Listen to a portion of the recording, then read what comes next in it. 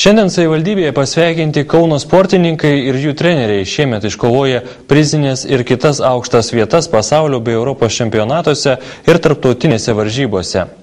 Nepamiršti buvo ir sporto veteranai, kurie savo amžiaus grupėse rungtyniaudami įvairiose sporto šakose iškovojo visų spalvų medalius. Tuo tarpu neolimpinių sporto šakų atstovai teigia, jog nors jie sporto pasiekimais gerai žinomi pasaulyje, tačiau gimtajame mieste ir Lietuvoje jaučiasi kaip pavainikiai. Kaunas visada daug dėmesio skyrė sportui ir nebereikalo vadinamas Lietuvos sporto sostinė. Mat kauniečiai šiemet pasiekė ypatingai daug aukštų rezultatų ir olimpinėse žaidynėse, ir pasaulio bei Europos čempionatuose. Padėkos raštais buvo apdovanota daugiau kaip 40 krepšinio, rytų kovos menų, kultūrizmo ir fitneso, motorlaivių bei kitų sporto šakų atstovai bei sporto veteranai. Norim būti pavyzdys jaunimui, kad jie irgi, kaip pasieks mūsų amžių, kad jie judėtų. Judėjimas tai gyvenimas, kaip yra pasakyta.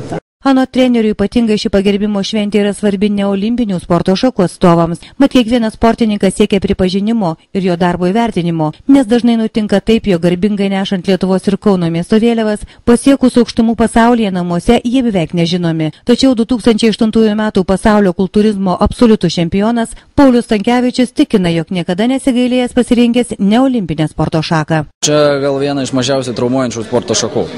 Tai yra traumų sporto metu mažiau gauni traumų negu tokiuose kaip krepšinis, futbolas ar kažkokiose kovinėse ypač. Tai čia mažiau traumų, paprasčiausiai ir estetika, kūno grožis visas susideda ir maloniausia tokia šaka yra. Kauno kultūrizmo ir fitneso klubui Geležiniai žmonės šie metai buvo itin sėkmingi. Net 8 sportininkai pasaulio ir Europos čempionatuose pelnė prizinės vietas. Tačiau teigiama, jog Lietuvoje neolimpinės sporto šakos yra vargšo giminaičio vietoje. Olimpinės sporto šakos jis gauna beveik pilną finansavimą ir treneriam nereikia galvoti apie tai, kaip sportininkus paruošti, kaip juos davesti, galų galiai iš kur gauti atlyginimus ir taip toliau.